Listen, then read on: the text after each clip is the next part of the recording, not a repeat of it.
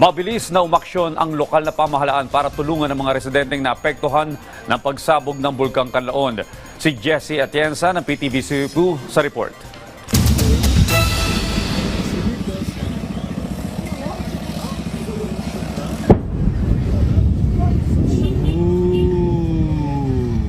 Nakuna ni Gerd Suwangke ang tunog ng pagsabog at pagbuga ng makakapal na usok ng Kanlaon Volcano.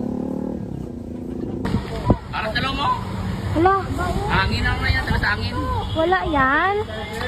Gagi, nanginginig ako. Gapurog ko.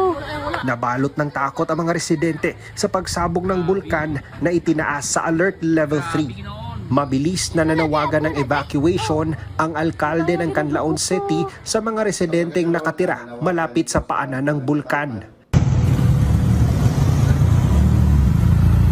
Agad tinakpan ng alikabok o ashfall ang city proper ng Bagos City sa Negros Occidental.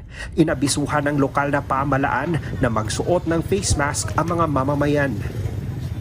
Sa bayan naman ng La Castellana, Negros Occidental, 6 na evacuation centers ang itinalaga para sa mga evacuees, kung saan inaasahang nasa mahigit 40,000 individual ang apektado.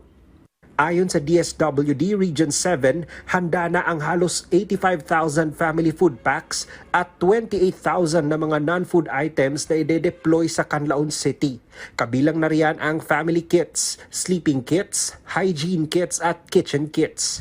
Nag-abiso na rin si Defense Secretary at NDRRMC Chairman Gilberto Teodoro Jr. sa Office of the Civil Defense na magsagawa ng urgent evacuation para sa halos 90,000 na mga individual.